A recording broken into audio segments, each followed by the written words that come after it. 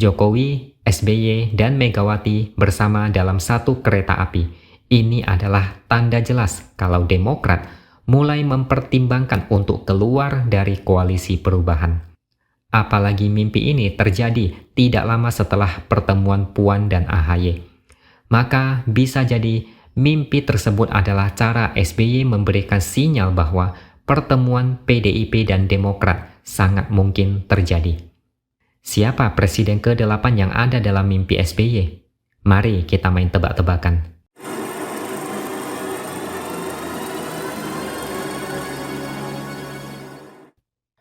Halo, bertemu lagi dengan saya X Hardy di Opini Siward.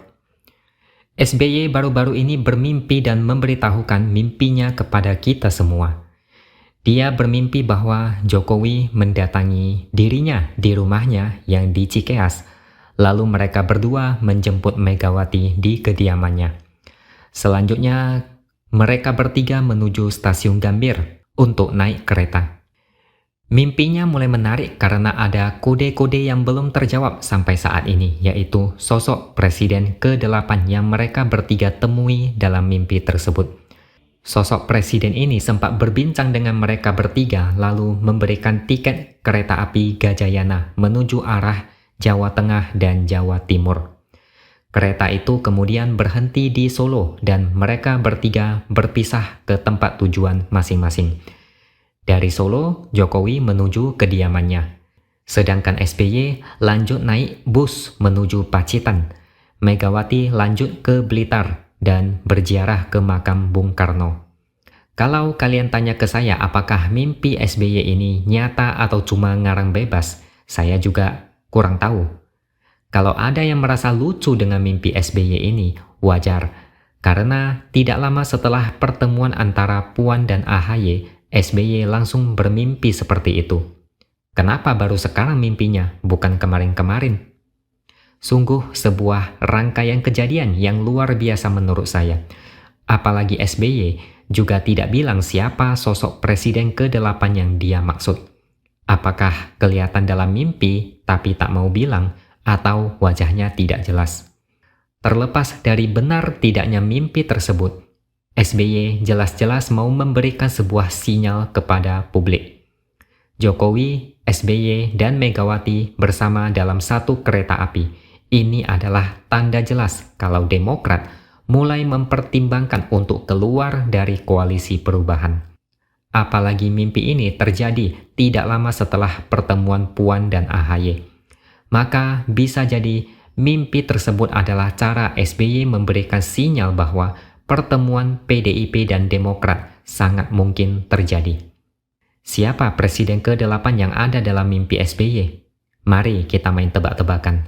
Apakah itu Anies? Ini sudah jelas mission impossible. Jokowi dan Megawati takkan mau mendukung Anies.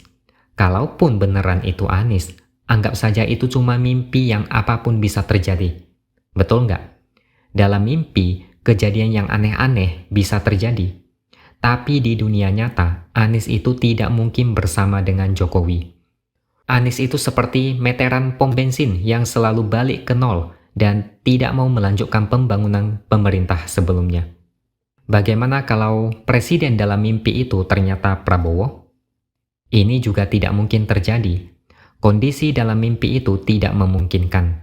Maka yang paling masuk akal adalah Ganjar Pranowo. Megawati selaku Ketua Umum PDI Perjuangan menunjuk Ganjar sebagai capres. Jokowi kemungkinan besar juga bakal mendukung Ganjar.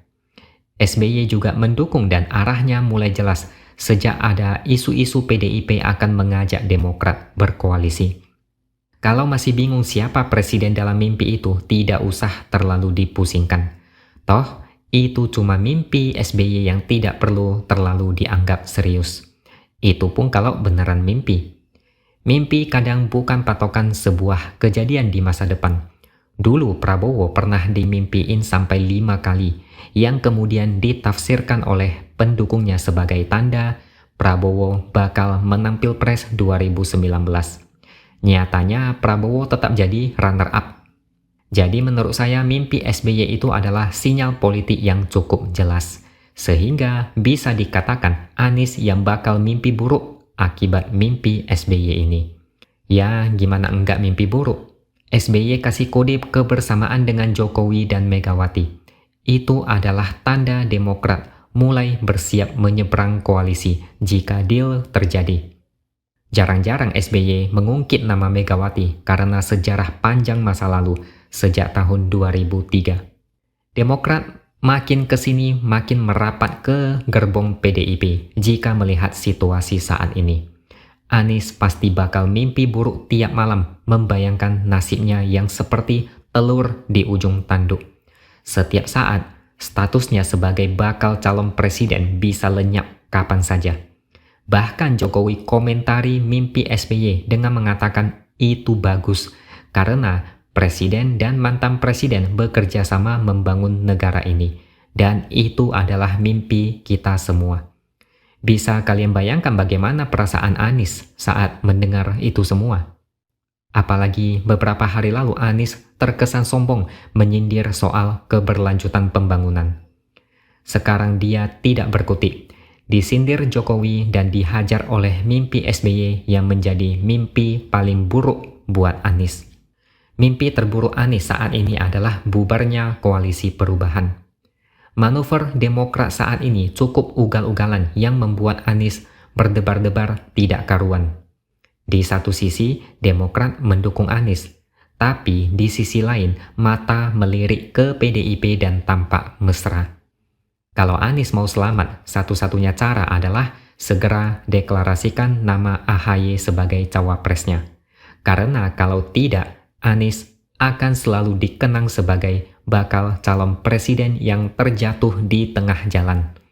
Tapi kalau sampai detik ini masih ragu dengan AHY, kemungkinan Anies memang tidak ada niat untuk berduet dengan AHY karena berbagai pertimbangan.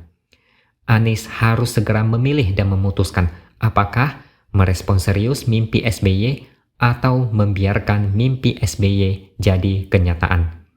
Di sisi lain, kalau Anies memilih AHY, Nasdem yang akan protes dan bukan tidak mungkin bakal lari dari koalisi. Anies ibarat makan buah si malakama.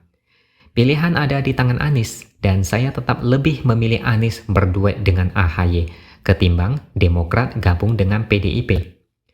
Biar bagaimanapun juga Demokrat saat ini lebih cocok sebagai oposisi. Tapi kalau Demokrat memilih berkoalisi dengan PDIP, Anies selesai dan hanya akan ada 2 capres dan cawapres.